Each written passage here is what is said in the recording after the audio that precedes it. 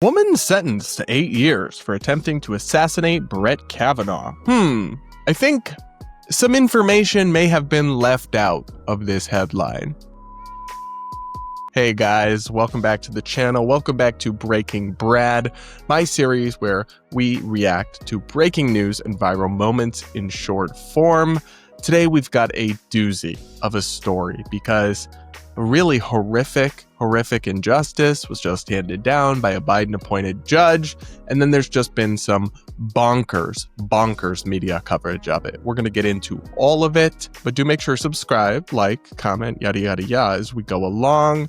And now, you may have forgotten, because politics is just insane now, and things are constantly happening, but several years ago, there was a detailed plot and an attempt to assassinate conservative Supreme Court Justice Brett Kavanaugh. The suspect went to his home, traveled all the way to Maryland with a plan, specifically with the goal to kill him, to stop or to protect, rather, abortion and gun control from being limited by the Supreme Court.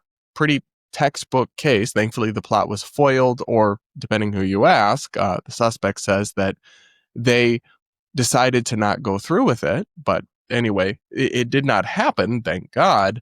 But this person was charged with very serious crimes, but is getting a light sentence. And now the issue of trans identity has become wrapped up in it all in a truly bizarre way. So first, let's just look at the story and how it's being reported by mainstream media. NBC News. Woman sentenced to 8 years for attempting to assassinate Brett Kavanaugh. The Supreme Court Justice's wife and mother sat in the courtroom as Sophie Roski apologized to the family. So already I have a problem with this, because this is not a woman. This is a trans woman. I mean, who really only just a few months ago apparently even claimed to identify as trans, at least in terms of as far as the case is concerned. And then they're using this person's name, Sophie, but they haven't even legally changed their name. And the case name is still their original name, which I believe is Nicholas. And so you are just using inaccurate information. You're making claims that are not true, and you're misleading readers into thinking that a woman committed a crime that would be very unusual for a woman to commit. Almost all people who commit these kinds of offenses are males, and yet you're saying woman, which means adult human female, to describe a crime committed by a male. It's very misleading, and it's very inaccurate. At best, I mean, maybe you could say trans woman, right? But it's just to say, oh, well, a woman did this. You are actively deceiving your readers and presenting inaccurate information, including using this preferred name. Now, if there was a legal name change that happened, that'd be one thing, and I would understand using the updated name, but that hasn't happened. So you're just doing, I don't know, service to the ideology and identity of a convicted terrorist?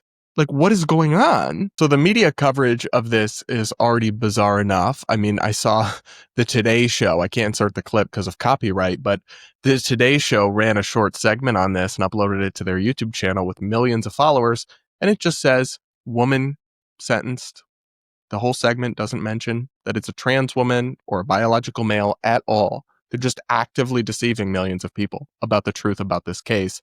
And then even this NBC News story mentions it like buried down in the story, a part that many people won't even get to.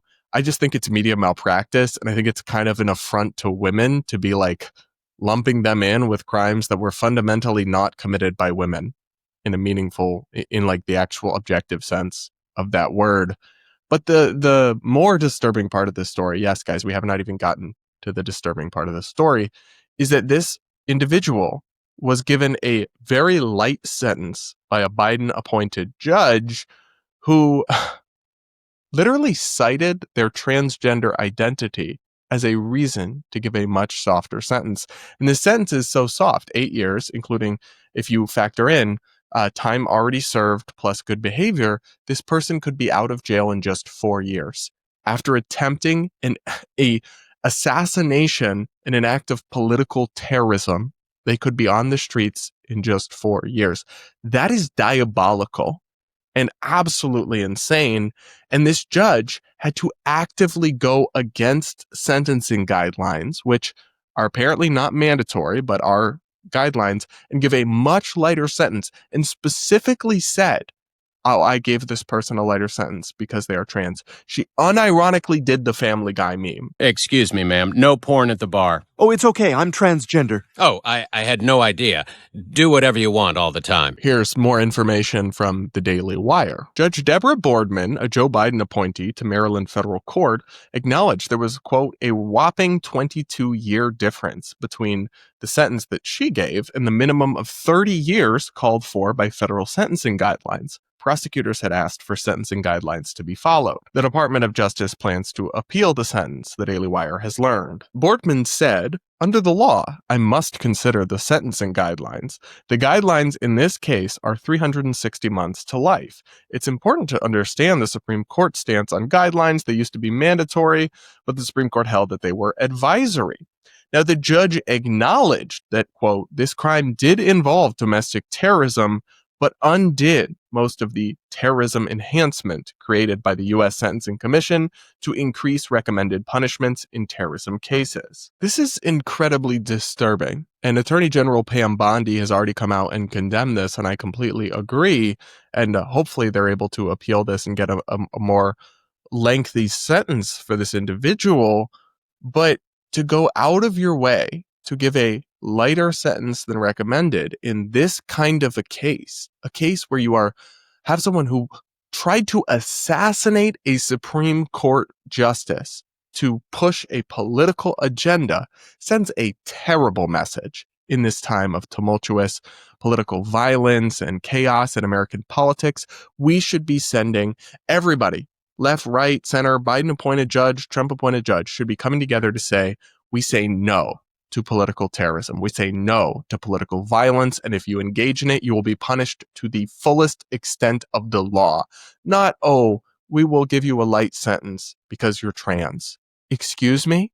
And this judge went on like a long rant about, while delivering the sentence and reaching her verdict, about how the transgender identity literally played a role into why they're giving a softer sentence. I'll read you some more quotes here. In a more than hour-long speech justifying the light sentence, Boardman said, quote, Ms. Rosk came out to herself as transgender in 2020 but kept it secret. Ms. Rosk's sister came out as gay 2 years prior, but Ms. Rosk saw that their parents struggled to reconcile her sexuality with their religious beliefs. All of this is irrelevant as heck. Why are we talking about any of this? At the sentencing. Another quote here. I am heartened that this terrible infraction has helped the Rosk family accept their daughter for who she is, Judge Boardman said. Excuse me, what the Did she just call the attempted assassination of a Supreme Court justice an infraction? And look, I think the issue of whether this person is trans, whether the family accepts them, is irrelevant and should be totally left out of this case. What is going on here? You are a federal judge, not a family counselor. The judge went on to specifically note that under President Trump's policies, this individual will potentially be placed into a male prison and also may not in prison have access to gender-affirming care, hormones, and the like. And as a result, the judge says, quote, so when I sentence her, I take into account that she is a transgender woman. That is insane. First of all, this person belongs in a men's prison, although, of course, steps should be taken to secure their safety. And I would prefer that there would be some kind of separate ward for people who identify as trans, because I do believe actual trans women would be at risk in a men's prison. But yeah, we're not putting violent, dangerous biological males in women's prisons. Are you insane?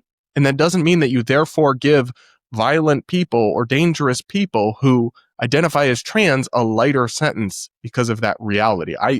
This is the upside down world. This is cuckoo town, cuckoo for Cocoa Puffs. And then to say, well, they may or may not have access to gender affirming care, we can have a whole conversation about that separately, but that's irrelevant. What? Whether they're going to have estrogen or not, they did a crime. The guidelines are this or that for the crime. Sentence them for their crime. Like, you can't say, oh, well, I think they might have a rough time in prison, so I'm going to just give them a shorter sentence. I mean, maybe you can, but you shouldn't. at least not in this case. It is genuine madness to suggest that there should be a two-tiered system of justice where, depending on your identity, you get harsher or lighter sentences for grave crimes against society. And I really cannot imagine a better way to whip up and engender resistance and bitterness towards the trans community, which I've never had any problem with trans identifying adults living however will make them happiest, but to give them this kind of special treatment, even when they engage in some of the most horrific antisocial activities and crimes imaginable, is reprehensible. And I'm generally not a fan of like when MAGA says, oh, impeach the liberal judges. But this is a judge who I actually think there should be a consideration of impeaching and removing this person, because she clearly is utterly incapable of using rational thinking, applying guidelines, or not playing family counselor. And if you are openly giving people different sentences because of the box, the identity box they check off, that is a real problem and should not stand in the United States of America. I'm sorry, but this story is absolutely insane to me. And again, we need to be coming together as a society and sending the opposite message right now. And I would be saying the exact same thing if someone tried to harm a liberal Supreme Court justice. This has no place in America. We should not be going light on anyone who violates our social contract in such an egregious manner. Their identity should be totally irrelevant. I'm genuinely disturbed by this story, but you guys, and of the media's coverage of it, oh my goodness. But you guys let me know what you think in the comments below. Make sure you're subscribed if you aren't yet, hit the like button. And if you're interested in more of my content in longer form, check out the Brad vs. Everyone podcast, where I cover social media insanity and internet craziness, all from an independent perspective. The links to that are in the description, and it's on any podcast platform. With that, guys, we'll talk again real soon.